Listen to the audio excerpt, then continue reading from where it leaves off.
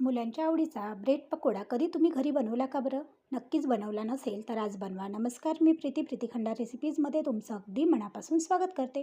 काहीतरी वेगळं चटपटीत खावंसं वाटत असेल किंवा हॉटेलचं खाण्याची इच्छा झाली असेल तर तेव्हा घरच्या घरी तुम्ही छान असा ब्रेड पकोडा नक्कीच बनवू शकता.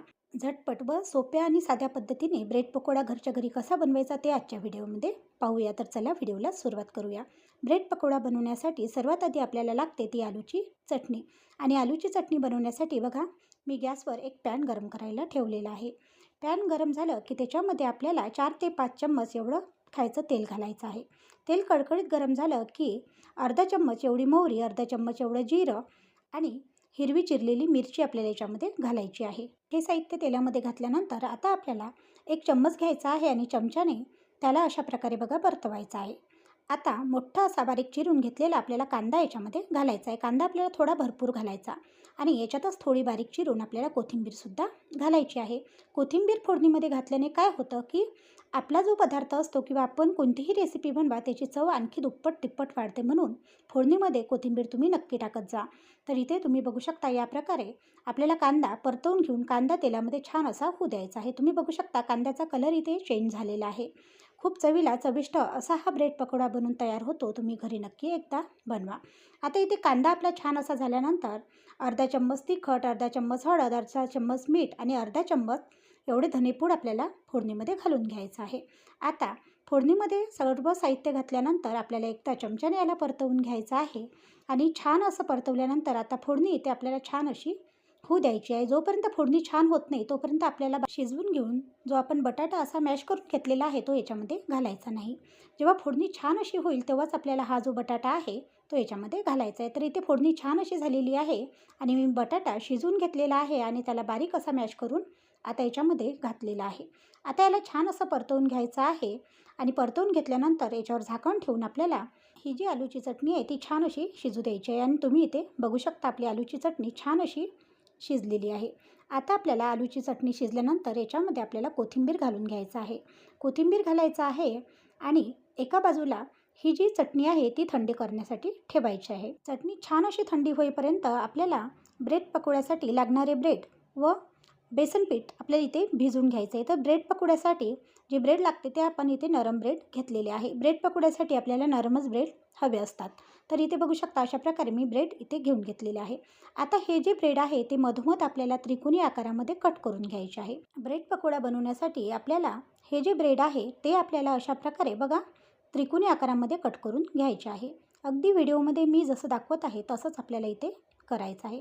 आता बघा, तुम्ही जर इथपर्यंत व्हिडिओ पाहत आला असाल, व्हिडिओला लाईक केलं नसेल तर एक लाईक करा. चॅनलवरती नवीन असाल, सबस्क्राईब केलं नसेल तर सबस्क्राईब करायला विसरू नका. आणि एक लाईक व सबस्क्राईब हे फ्रीमध्ये असतं बरं, म्हणून प्लीज कंजूशी करू नका. एक लाईक करा आणि सबस्क्राईब केल्याशिवाय जाऊ नका. तर इथे बघू शकता अशा प्रकारे मी हा जो ब्रेड आहे किंवा हे जे ब्रेड आहे ते त्रिकोणी आकारामध्ये असे कट करून घेतलेले आहे. आता आपल्याला ब्रेड पूर्णतः त्रिकोणी आकारामध्ये कट झाल्यानंतर एकीकडे आपल्याला बेसन पीठसुद्धा भिजवून घ्यायचं आहे.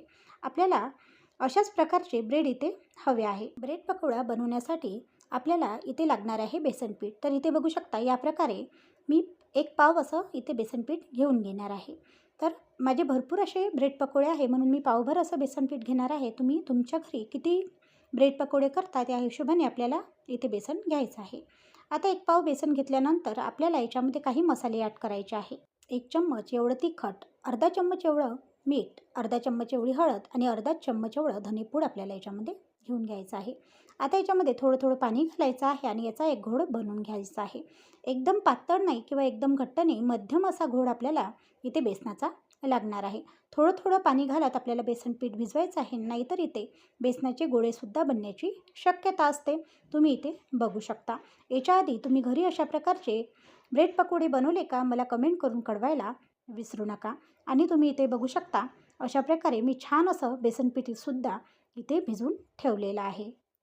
ब्रेड पकोडा बनवण्यासाठी एकीकडे बेसन पीठ घेतलेलं आहे, एकीकडे आपल्याला आलूची चटणी घ्यायची आहे आणि त्रिकोणी आकारामध्ये कापलेले ब्रेडसुद्धा आपल्याला घेऊन घ्यायचे आहे.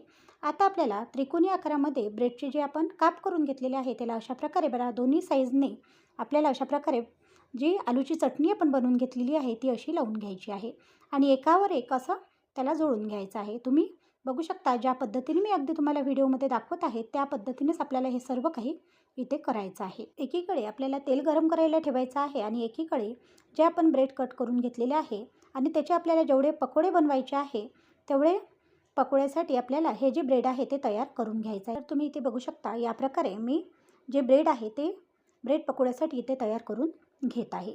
आता ब्रेड पकोड्यासाठी ब्रेड आपले तयार झालेले आहे. आता आपल्याला हे जे घोळ केलेलं आहे बेसनाचं त्याच्यामध्ये अशा प्रकारे हे जे ब्रेड पकोड्यासाठी आपण ब्रेड तयार करून घेतलेले आहे ते असे बघा टाकायचे आहे.